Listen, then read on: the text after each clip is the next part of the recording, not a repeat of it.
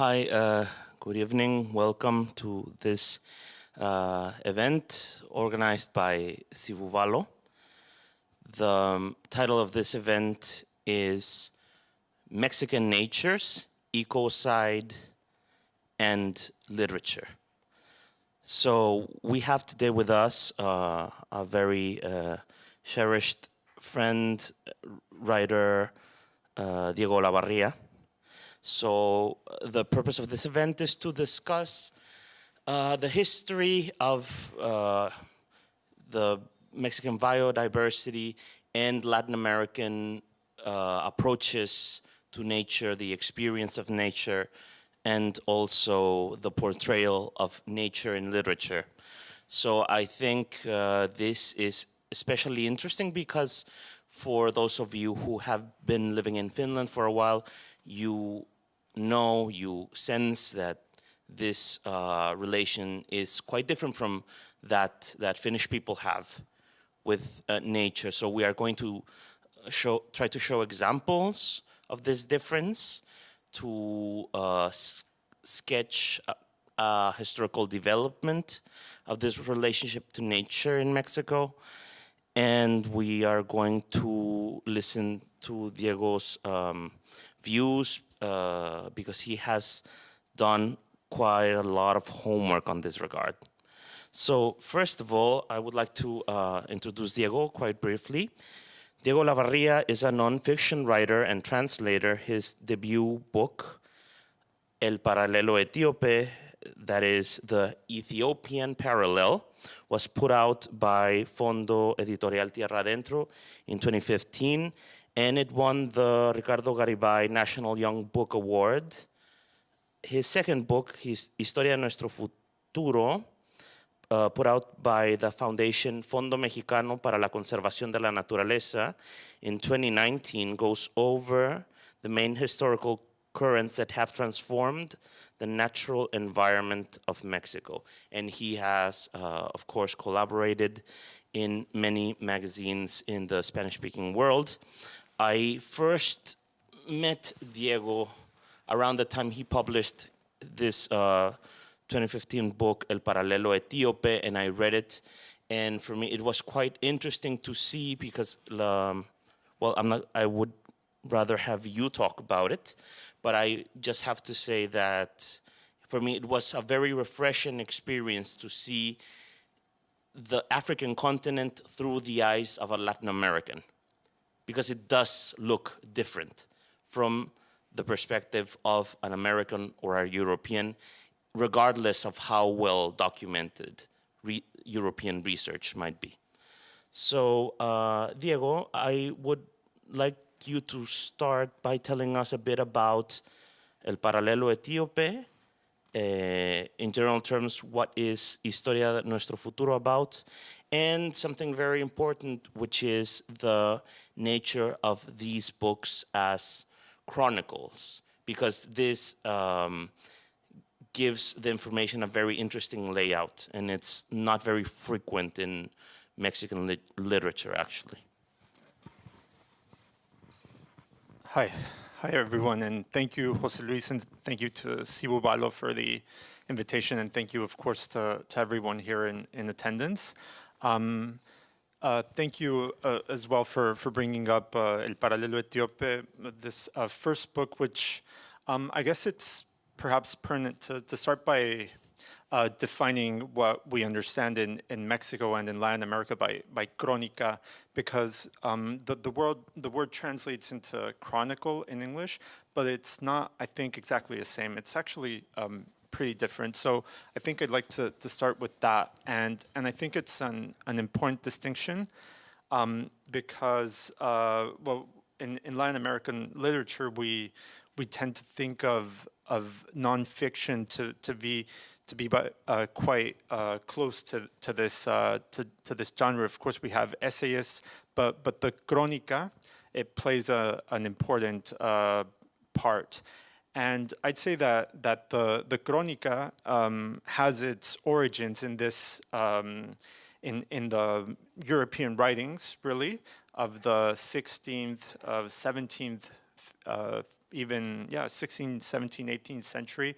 It was mostly the merchants, the diplomats, the conquistadores, the travelers who would travel in Latin America and who would write their books, their stories, their letters to the king and whatnot. And these documents, in a way, were a sort of foundation in terms of the descriptions of a new continent and new peoples and whatnot. But at some point, I'd say during the 19th century, once Mexican and Latin American countries gained their independence, and there was this strong shift in sort of national narratives, that's when we started to see a crónica as part of an attempt of the Mexican and Latin American intellectuals in general to describe their own countries and their own societies. So the crónica, which we understand as nonfiction in contemporary Mexican and Latin American literature, is tied to these attempts by intellectuals to describe their societies. And it's closely tied to literature because it was often the novelists, the poets, and just the writers of their time who were on the side writing these texts about the societies they lived in. So that's sort of where the tradition of the crónica, the chronicle, stems from. It's a genre that's mostly tied to newspapers. It's tied to magazines, and now, of course, it's tied to other sort of new media, including podcast and whatnot.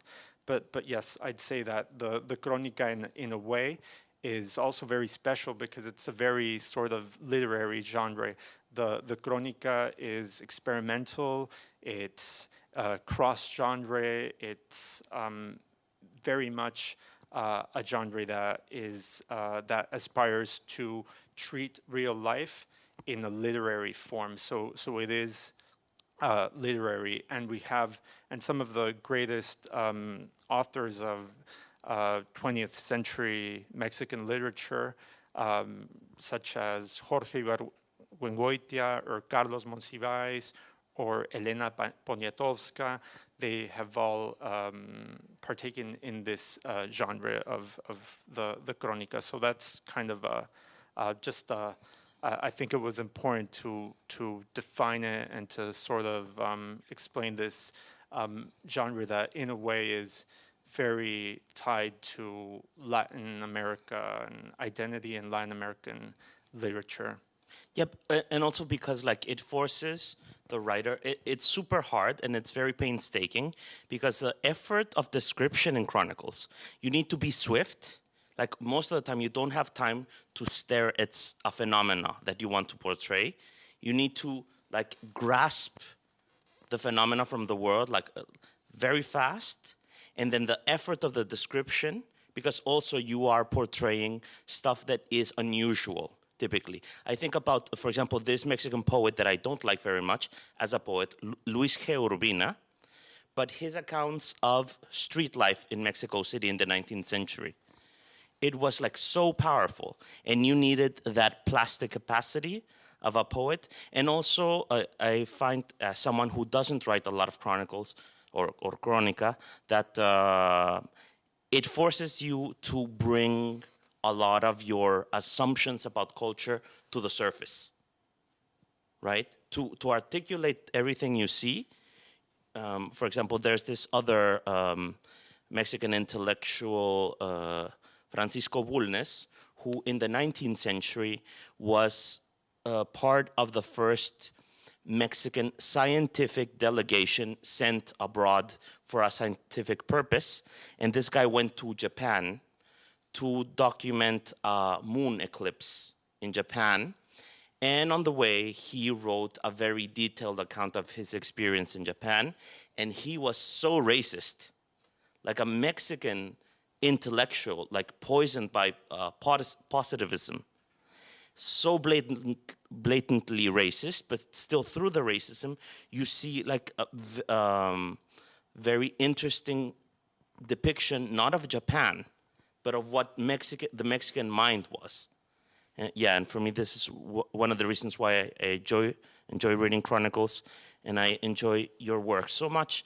So now we have like 3 moments in this conversation. First, we want to lay out what is the initial relationship of humans to literature, to nature, during and after the conquest, because this is kind of a turning point, given the genre. There is metaphor that you gleaned in this new book from some traveler in the 15th century that described mountains as warts on the skin of the earth, verrugas en la piel de la tierra.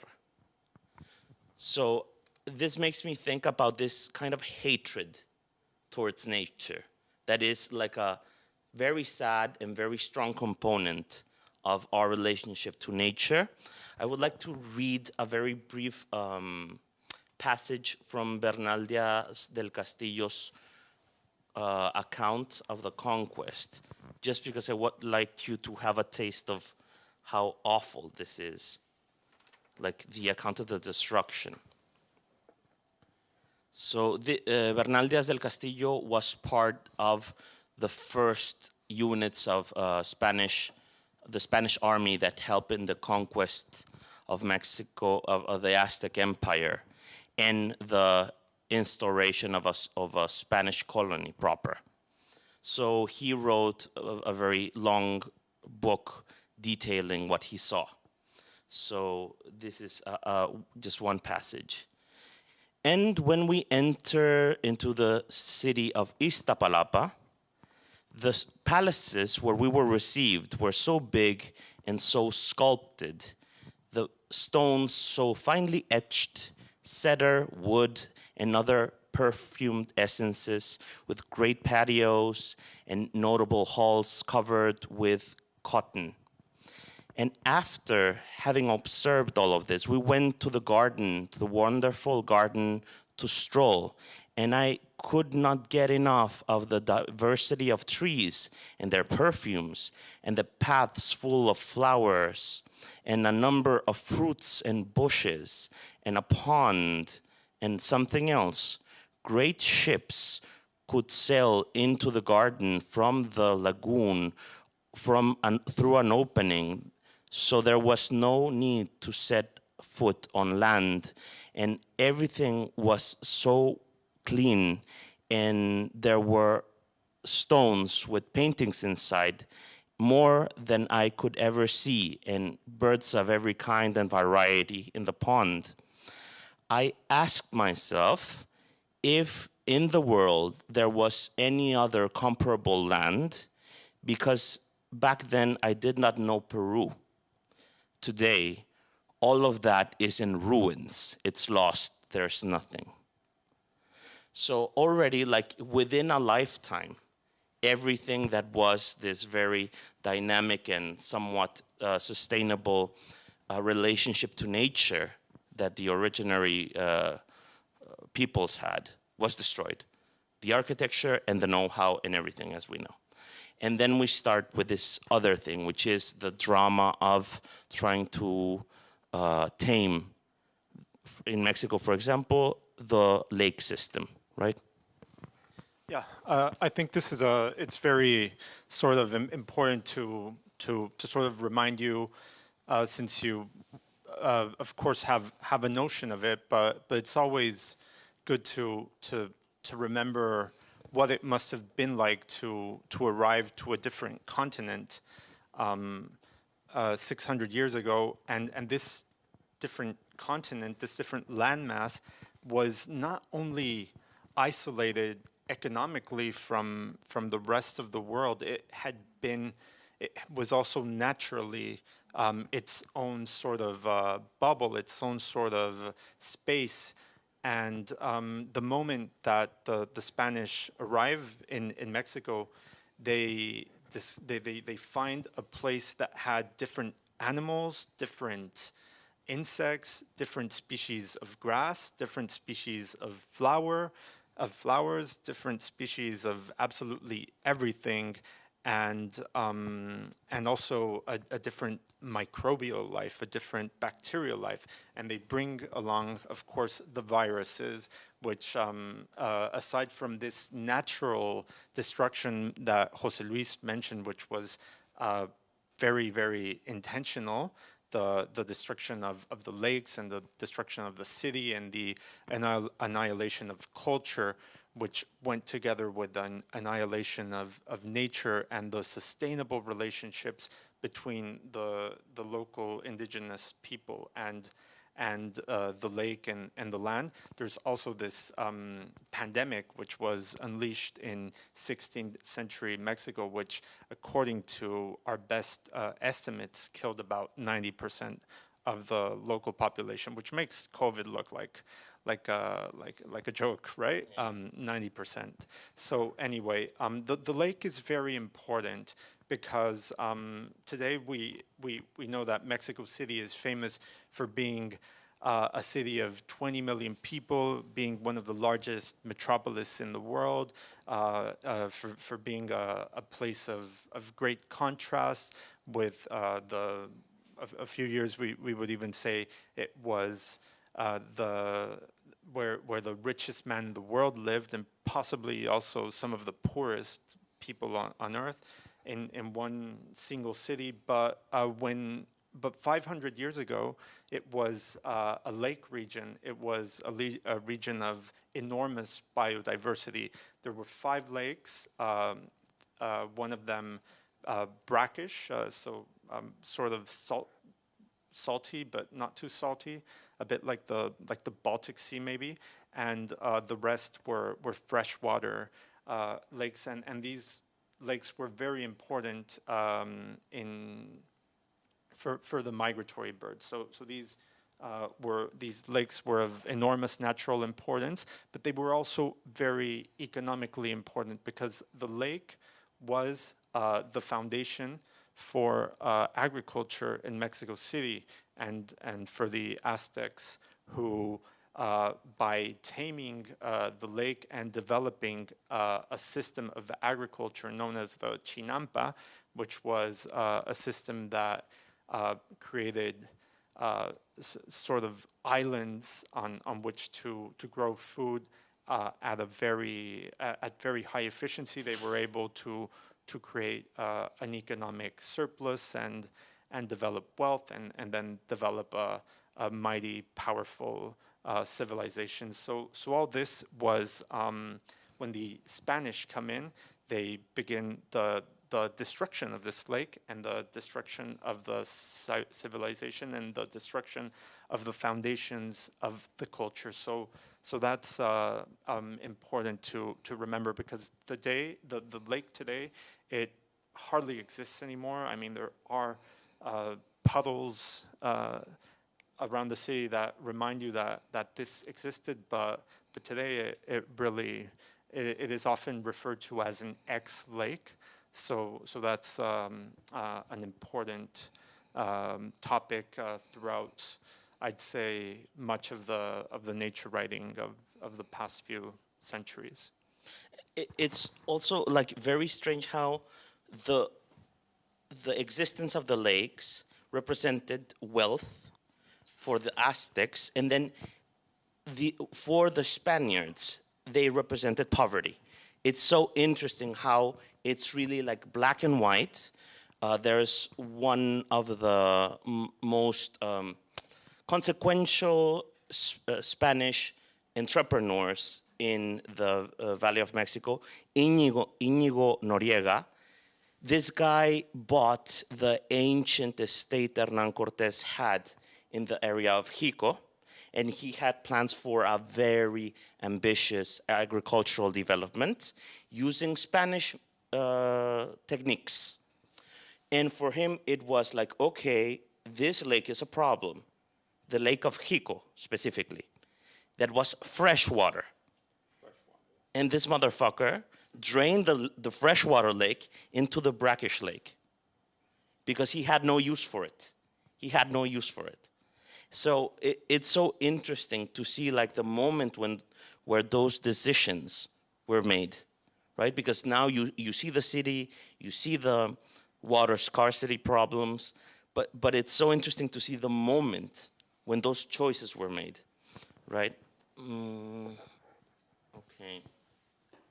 So I would like us to go a bit to the subject of landscape and modernity, modernization. In Historia de nuestro futuro, you address the case of José María Velasco, Manuel Paino, and I think these artists portray like a turning point in the relationship to nature. Could you tell us a bit about that? Sure. So,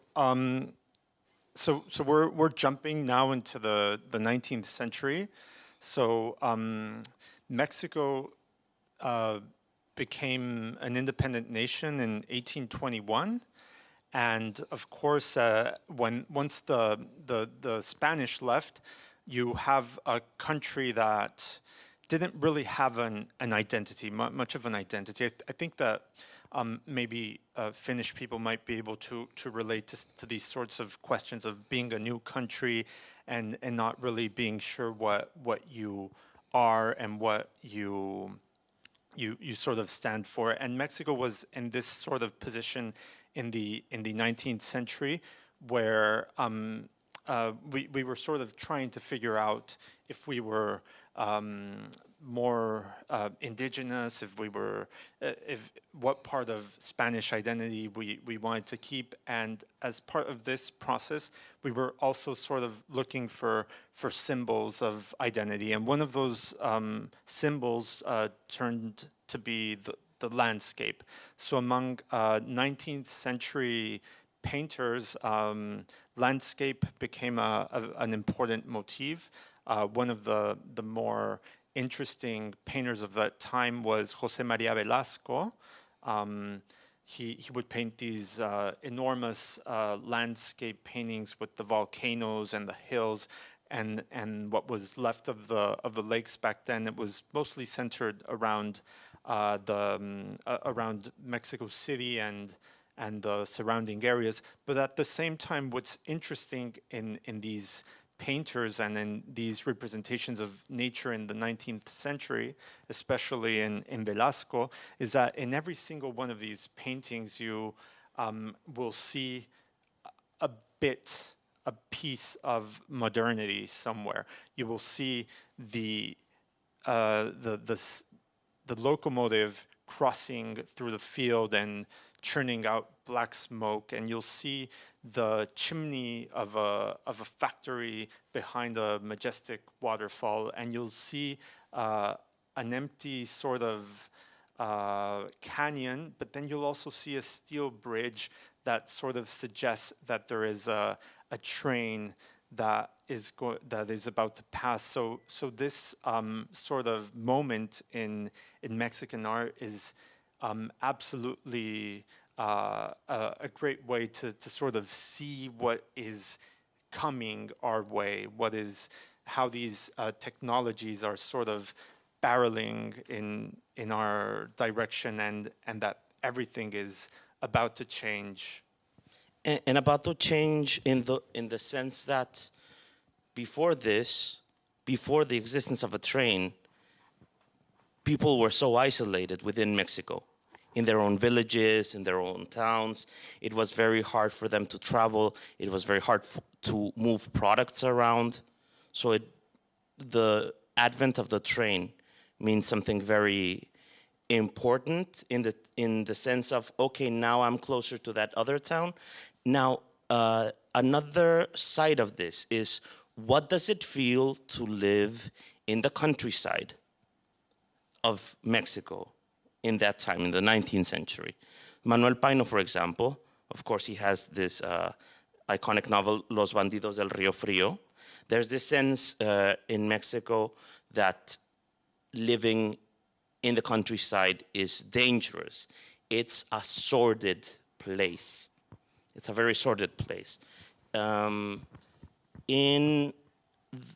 the beginning of the 20th century, like very late 19th century, the Mexican poet Salvador Díaz Mirón, who was like one of the first Mexican poets that was acknowledged internationally. He wrote a lot about, the city, but when he addressed nature, it was always a very threatening nature. I would even say, like his portrayals of nature are a bit like, what's the name of this German documentarian, the author of Grizzly Man? Like Werner Herzog. It's a bit like this threatening aspect. I'm just gonna read you one stanza from a poem.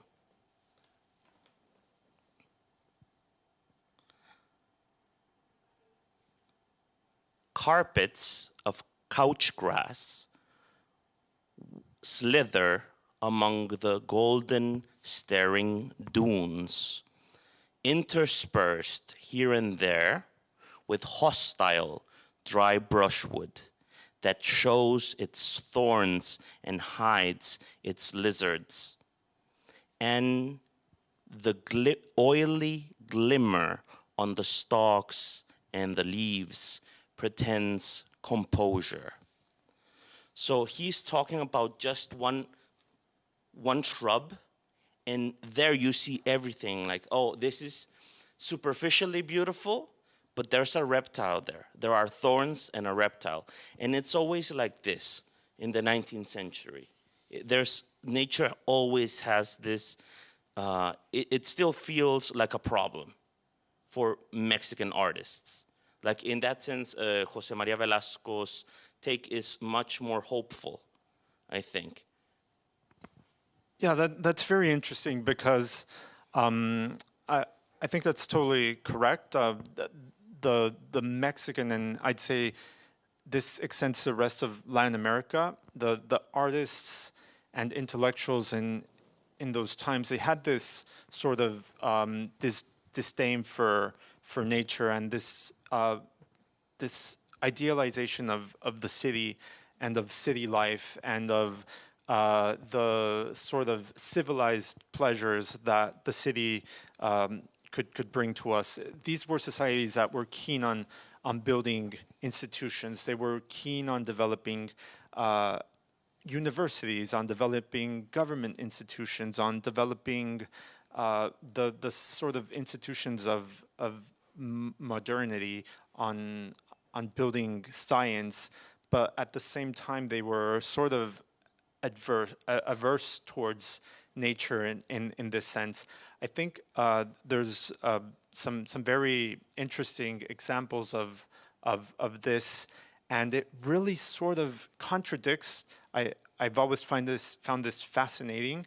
What was happening on the other side of the border in the United States, where you had people, poets such as Whitman, or you had Henry David Thoreau, who was advocating for living in the forest, and you had all these perspectives that were sort of reclaiming contact with nature, but it would seem that in Mexico and in Latin America, this was not the case, and I think one of the theories is that Mexico in the 19th century was a country where especially rural areas was dominated by bandits. Almost every travel writer in 19th century Mexico mentions the bandits. So they are, when they're crossing from the port of Veracruz towards Mexico City in the highlands, they are almost always either robbed or close to being robbed, or something happens. So in a way, forests and nature are seen as spaces of lawlessness, whereas in the United States in the 19th century, after having subjugated the Indian populations and having put them into reservations, there were suddenly these forests and mountains that were free of human presence and of threats for white colonizers. And in a way, I wonder if there might be a tie between these things. It's at least like a very stark and telling contrast. And then, okay, I think, okay, so the Mexican intelligentsia was very reluctant to address nature because nature is where bandits are, where lizards are, where poor people are. Also, like for example, the hopelessness of the countryside was such that in the early 20th century, late 19th century, there was one point where there was an attempt to modernize and secularize education in Mexico. This was pushed by Porfirio Diaz, the dictator. And he tried to convince the church, let's secularize the schools. Of course, this meant the loss of control of the contents of education for the church. So they did a compromise where the church kept the entire country and the government could teach secular education only in Mexico City. So it was like, if you were an intellectual, the countryside is where you have religious fanatics and bandits and lizards. It was like hell. It's pure hell. Also, it's not like the city is very nice anyway. Like the city, for example, Ramon Lopez Velarde, our national poet, came from the very small town in northern Mexico. For him, the countryside had to be abandoned because of the revolution. And before that, you had the bandits. Now you have the revolutionaries. It's the same. They show up, they murder people, they rape, they pillage. It's the same thing. It's just like there's a political cause behind it. So you end up in the city. And the city is also rotten. It has its own problems. So it's a bit like being cornered between two worlds that are not quite working. So,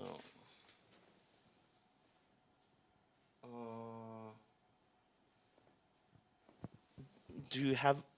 Could you give us like a brief summary of these first attempts at protecting the Mexican environment? I'm referring to Miguel Ángel de Quevedo, Enrique Beltrán. So this is the other side of the coin. Sure. Right. So in the case of Mexico, conservation of nature began in the early 20th century, mostly. I mean, of course, there were some laws and some sort of moments before in which a forest was protected, or maybe a species was protected. But it was really in the 20th century that Mexico as a country began to pay attention to the condition of nature.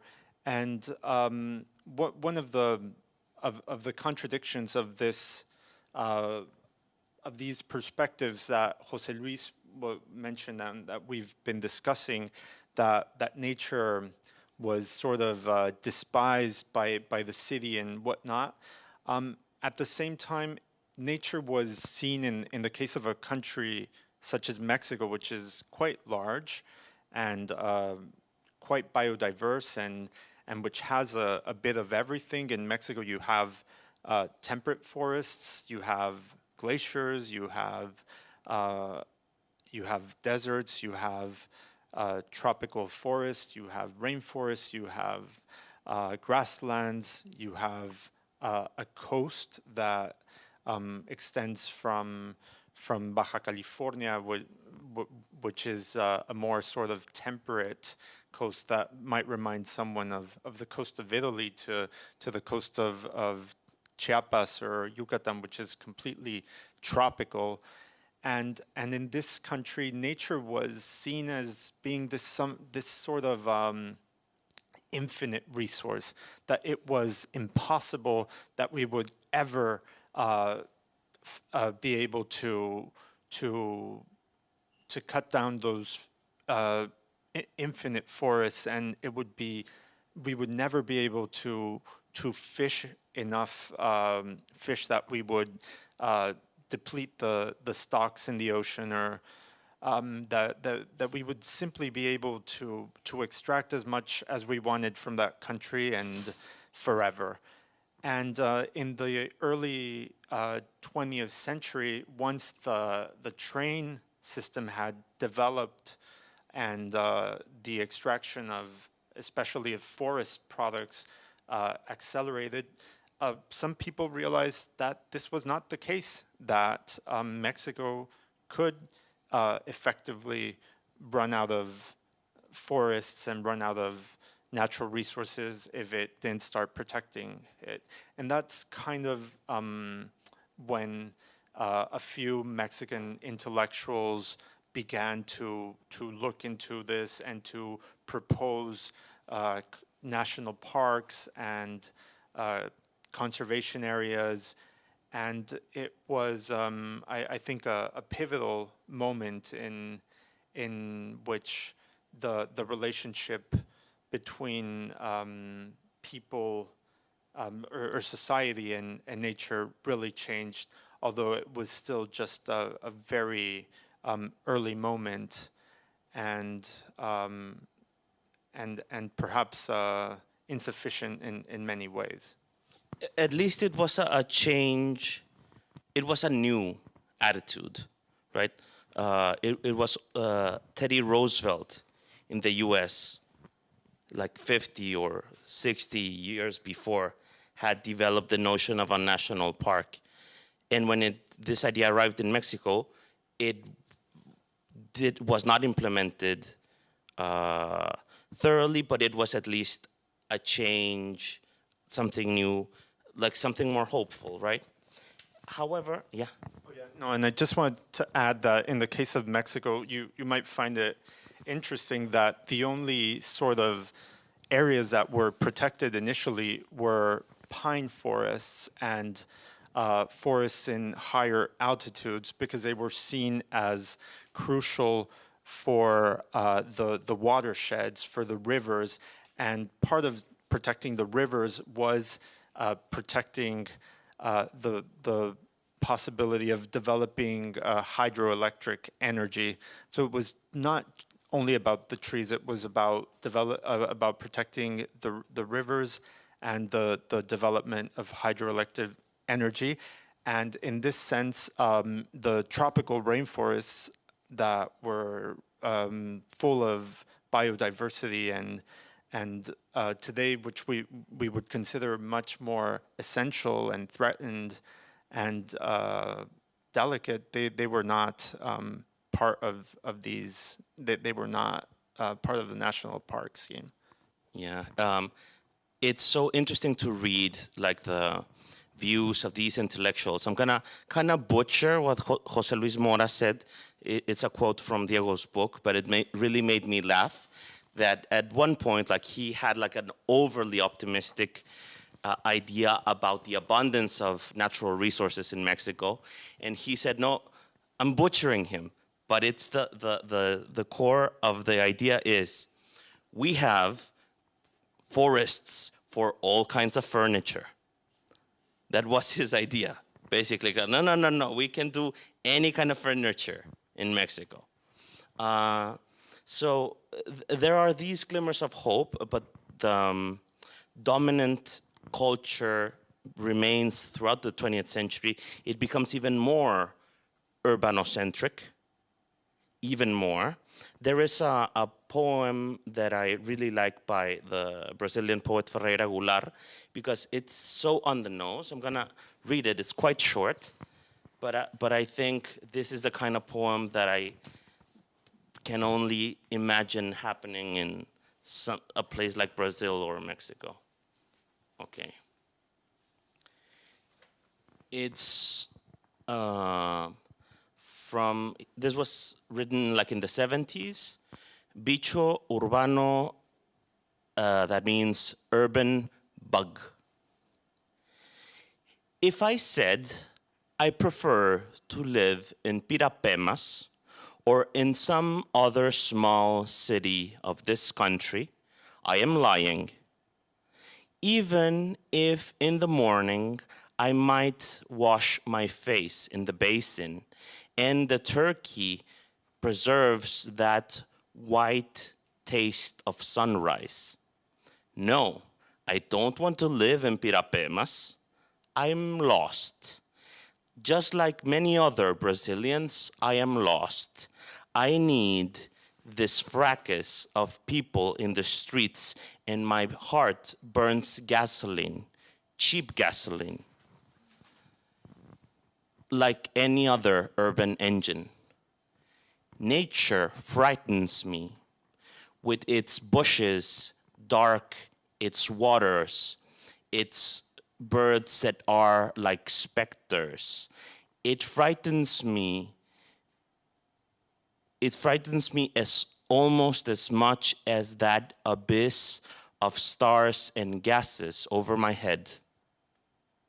So this is the 1970s, and basically the style is quite different, but the position is very similar to the Diaz Mirón poem that I read at the beginning. It's almost like 80 years later, in the same position. Like, we want to live in the city, nature sucks, small towns suck. This is the only place where we can kind of feel civilized.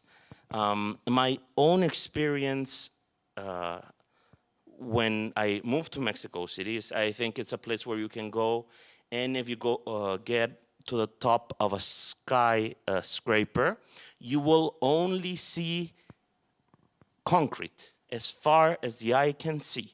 It's a place where you can kind of forget there is nature. It's a very beautiful city in many ways. It's horrible in other ways, but you can actually forget. There is something other than humans and houses and stores, in a way. And I started noticing that in Mexican poetry, and we will discuss chronicle because I think the approach is quite the opposite, but in Mexican poetry, you have a lot of poems and books that talk about animals. Tigre en la Casa, Eduardo Lizalde's groundbreaking poetry book, A Tiger in the House, Maria Baranda's Dylan and the Whales, Isabel Zapata's A Whale is a Country, what else? Alejandro Albarrán's Not Every Person is a Horse. So you have like a proliferation of books that have to do with animals, with plants, but you can feel that these animals and plants are used as symbols to convey psychic, psychoanalytic, spiritual, mental experiences. They are not referring to nature. When Francisco Hernandez talks about horses, there are no horses in the poem, no real horses. And I feel there is a kind of very postmodern effect that this kind of urbanocentrism has in Mexican poetry, that it's productive in a sense that you have at your disposition all the symbols in the world, and then what do you do with that? But it's also kind of self-referential and navel-gazing. And for me, that's why I was so excited when I started reading you, that I felt like, this is kind of literature that's going back to reality. And I don't know if you can comment on that. Sure. Yeah, I mean, I guess that if we look at 20th century Mexican writing and crónica, I think most of it is once again centered around the city, but you start to see glimpses in the 70s and the 80s of people who start paying attention to other things. One of my favorite authors of Mexican nonfiction is Ricardo Garibay, and he wrote very interesting crónicas on the landfills of Mexico City. In the 70s and 80s, as consumer culture developed in Mexico, so did the amount of waste. And in the landfills of Mexico City, there were families and societies of garbage pickers who developed in these spaces. And Ricardo Garibay was one of the first who actually ventured into these spaces and saw how people lived and how they sort of survived on the fringes of the environment. And he was often keen to the fact that these spaces were often located in places that had lost some sort of extractive industry. For instance, many of these places where the landfills had been built in Santa Fe were once mines, and then they became landfills, and today they're actually skyscrapers and one of the wealthiest areas in Mexico City. But at that point, this sort of the death of an extractive industry became an area of extreme poverty and pollution, and you start to see this sort of interest in some of the authors of the late 20th century. Another big problem that Mexico City faced in the late 20th century was air pollution. At one point, it was the most polluted city in the world.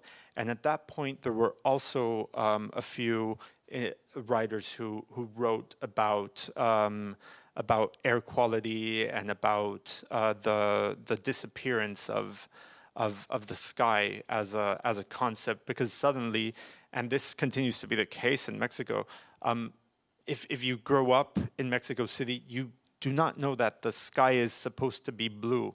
You believe that the sky is gray because anytime you look up into the sky, you just see something that's gray, and I think that nonfiction, in a way, and crónica has been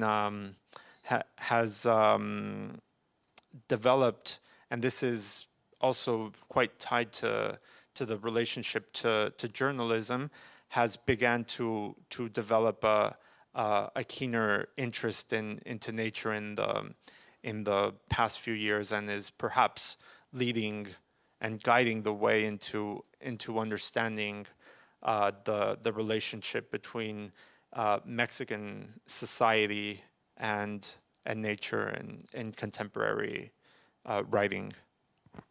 Yeah, I had the fortune of being commissioned the translation of two books by Adriana Salazar.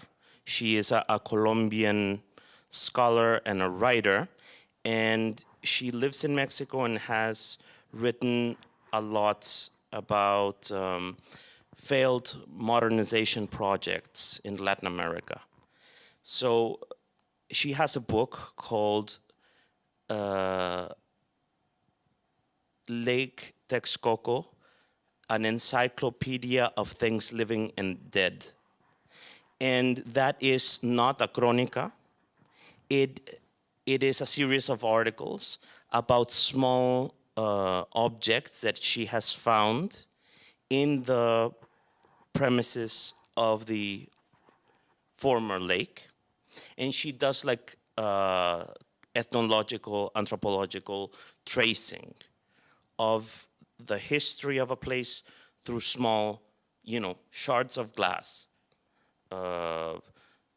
ruins of walls, ruins of water resorts, and all of the layers and layers of failure.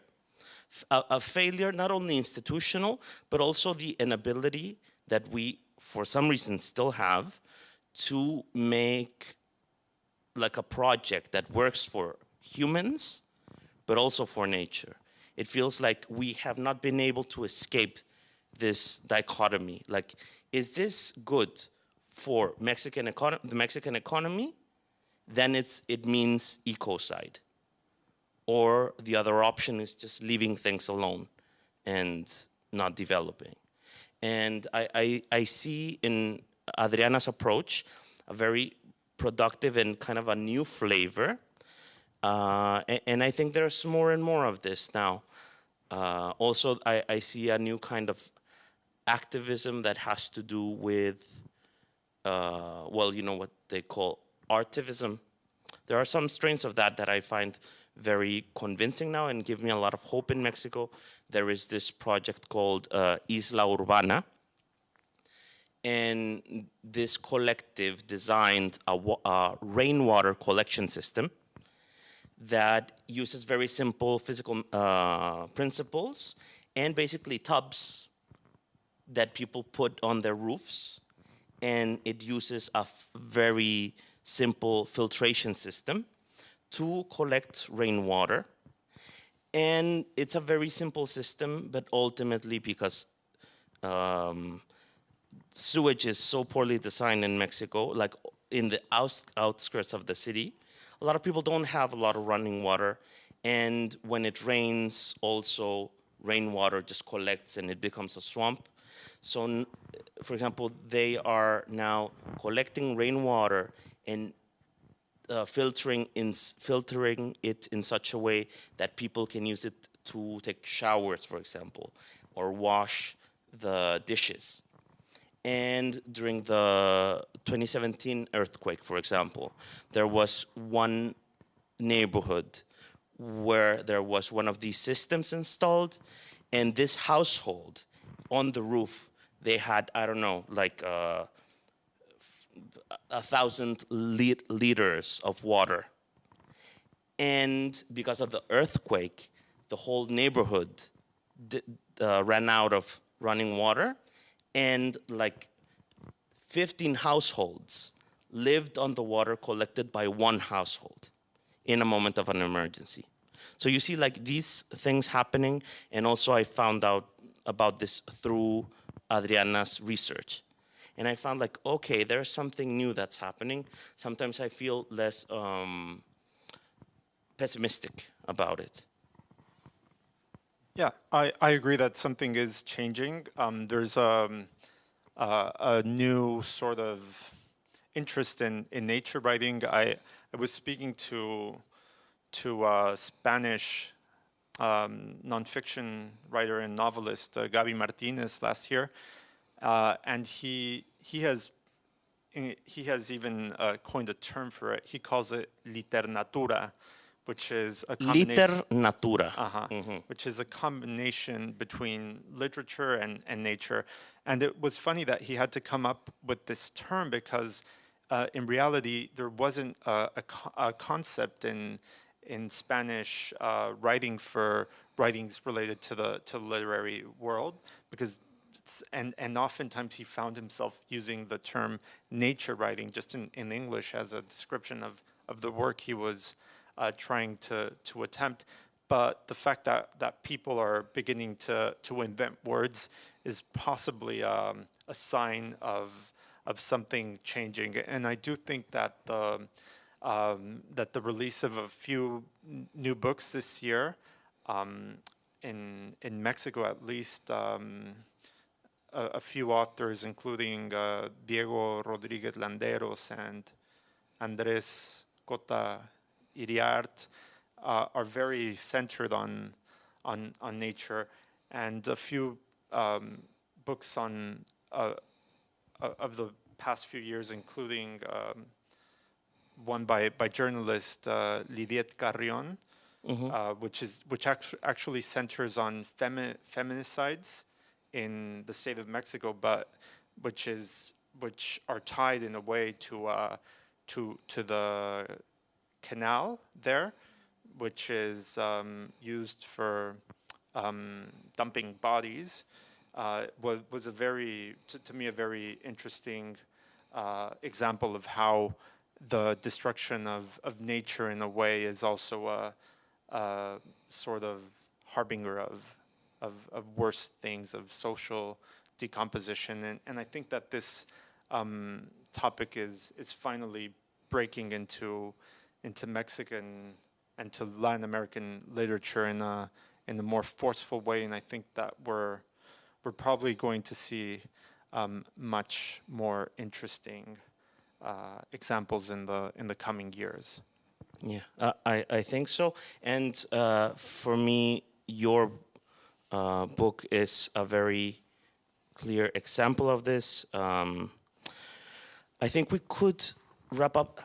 There are many other things that we could touch upon, but I think we could listen to you read a fragment of your work on your own voice. If you find something that you have at hand that you would like to read, and then we could have a brief Q&A and then wrap it up. Sure. Yeah, sure. I mean, I think I'll probably read something in English since we're doing English, but I'm gonna keep it short. I'm a bit afraid that I do not have anything on of my nature writing in English. It's all in Spanish, but I can try and see if, well, at least this is in English, and I can read from this. So this is an excerpt from my first book, which is El Paralelo Etíope, and this is a description of the Sheraton Hotel in Addis Ababa. Anyway, it goes like this. Sheraton.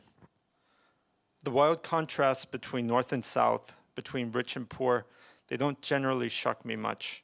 I'm Latin American, and this is our continental specialty, building palaces that look onto the shanty towns. Sao Paulo from the terrace of the Edificio Italia, the Rocinha favela from the sands of Leblon in Rio de Janeiro, the skyscrapers of Santa Fe in Mexico City glimpsed from the gullies where the sewage seeps past. The only evidence of the 800 peso meals served in the trendy restaurants takes the form of digested residue down below. Despite all of this, I'd never seen anything like the Sheraton in Addis Ababa. I leave the Hilton and walk towards it. It's a 300-meter walk, but it's like crossing the entire world. The street that leads from one oasis to the other traverses an expanse of poverty as staggering as any other you might find in the capital's grisliest neighborhoods. Along the dirt paths that flank the tin-panel lean-tos, I see children crouching to defecate, weathered women hauling buckets of water, puddles of mud and putrefaction. Men spot me from a distance and run in my direction. You are looking for the Sheraton. I will show you. Come with me. But there's no need. The silhouette of the luxurious Sheraton, partially surrounded by a wall made of aluminum sheets, is visible for hundreds of meters around. Nothing you can experience in modern times will prepare you for the Addis Ababa Sheraton. Maybe in 18th century France, it would have been normal to have to step over multiple human beings immobilized by illness or disability in order to reach the golden gates of a palace. But I insist, never in my life, not even in Latin America, had I ever encountered such a ferocious contrast between interior and exterior as the one that separates this hotel from its surroundings. 5 years prior, the Sheraton was a mandatory stop for tourists. The only ATM in Ethiopia was there. Today, there are cash machines all over the place, including in the vestibule of the hotel where I'm staying, the Taitu. So I'll admit that my visit to the Sheraton was prompted by a kind of morbid curiosity. I want to know what this kind of hotel feels like in Africa. I'm interested in seeing how possible it is to emulate Western consumer culture in a country where daily earnings are measured in cents. Because this has to be important somehow, right? Seeing what an investment of hundreds of millions of dollars looks like in a country whose average citizen lives, according to the statistics of countless organizations that work to change this fact, far below the poverty line. Making my way into the parking lot, I cross an expanse full of black Mercedes Benzes, of cars with diplomatic plates, of UN Jeeps with heavy black satellite antenna on the hoods. I walk through the palace gates, and despite my scruffy clothes and unkempt hair, the guards don't say a word. The color of my skin is the only argument they need. I head inside. After 2 weeks in Ethiopia, I would have never imagined such a sight could be possible. Dozens of impeccable suits and ties, Gulf Arabs enveloped in their finest tunics, Europeans with lustrous MacBooks checking their email in red felt armchairs, American State Department bureaucrats, sleek elegance, their bodies sculpted by rigorous daily runs on the treadmill in tailor-made suits and heels, conferring with their African counterparts by the stairs. Parallel versions of the same people greeting each other in offices in Geneva and Canary Wharf, buttoning the same shirts in front of a mirror in San Francisco, eating croissants for breakfast in Santiago de Chile, making the final touches on a PowerPoint presentation at a desk in Shanghai. I walk towards the pool. A sign warns there is a $20 fee for non-guests, which is to say half a month's salary to take a dip. And nonetheless, I spot a couple of Ethiopian swimmers floating near an artificial island crowned with tropical trees. The lavishness of their splurge is made even more shocking by the weather. It isn't even hot today.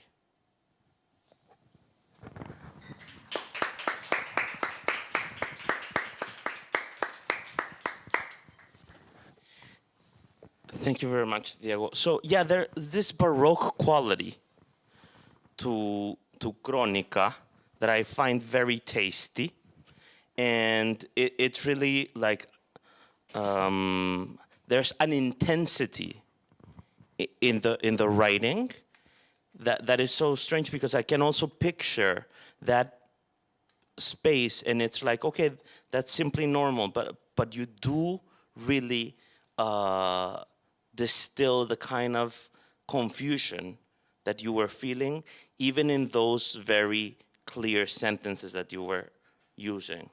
So the rest of Diego's work, like, because even El Paralelo Etíope has not been translated in its entirety.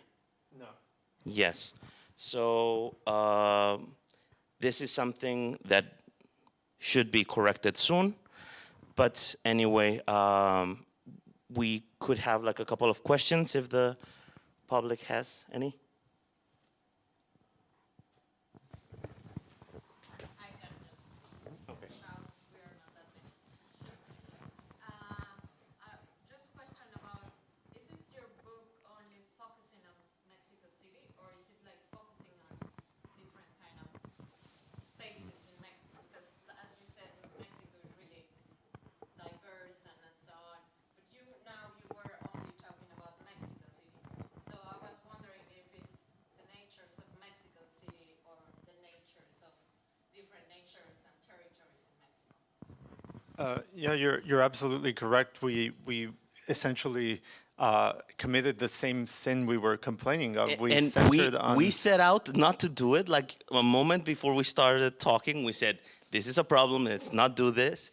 And we just did it. We just did it. Yeah, that sucks. But no, I'm happy to say that the book does focus on, well, I can't say it focuses on everything, but it does sort of give an overview of more places. There is a part about the tropical rainforest in Veracruz. There's a part about the extinction of wildlife in northern Mexico, which I think would probably be very interesting for someone in Finland as well, because there was a killing of bears was quite notable there. And yes, but yes, there is more to the book than just Mexico City. I was thinking if it's only about Mexico City or kind of building all this kind of other stuff. And another kind of question. Sorry if I do another question. Is it okay? Okay. The question of how much do you I don't know, to reflect on how much in this part you were talking about the history of conservation and so on. How much do you reflect on the part of, like modernization was a classist way of looking at modern development. So how much do you reflect on the other side of the modern project to say like indigenous populations and because they didn't disappear. They were like their cultures were not destroyed; they are continuing now. So, how much do you reflect in this about the different layers of the modern project? Yes, there is this is incorporated in the book. It's a very interesting phenomenon, and it would be something that unfortunately we would not have time to talk about here. But of course, what happened in Mexico after the revolution was that land was of course redistributed, and that had an important effect on conservation and sort of defines the approach to conservation in Mexico today. So of course that's essential. Yeah, and there was this other aspect that I wanted to touch upon, but I said, okay, we've already did an hour. But yeah, for example, there's this movement or this collective called the Xinantecatl Defense Front in the Toluca. What is it called? What do you call the Nevado de Toluca in English? The volcano of Toluca. Volcano of Toluca. So, yeah, so this defense front has like a very interesting approach because in their community, they had for many generations what they called the flower nest ceremonies. And these ceremonies were forgotten for like 2 generations, I think. They were not executed anymore.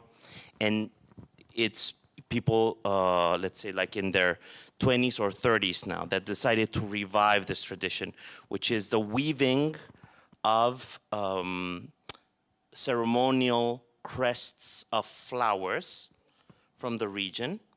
And then they take these crests to the volcano, to the top of the volcano, and they make it an offering to the divinity that their culture associates with the volcano, and they have like a ritual with dances and all of this. And this is very deliberately and consciously tied in with political activism, preservation of the environment, and all of this. So there are some examples of very holistic activism, I think, that is recovery of traditions that were on the wane, that did not disappear because they can still affect them, but they were on the wane because people leave their communities because of violence and poverty. Less people, only the elders stay. The traditions weaken in that sense. And there are clear examples of the opposite now. And I think that that's something to be very hopeful about. But at the same time, there is this other question. Not only are like the natural resources under threat of our own Mexican capitalism, but then you have like the layers of Mexican capitalism, international capitalism, alienation that crosses like all the layers, and it's still a very convoluted and complex fight. And I think you, Violeta, will have more to say about this. So we can have a drink after this if you want. Anything else?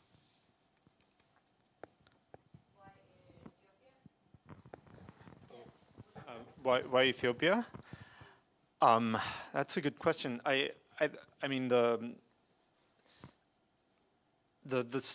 I tell it at longer detail in the book, but it was essentially a country that captivated me because of its culture, because of its complexity, because it's a very sort of unusual country. Even within Africa, it's very different from its neighbors.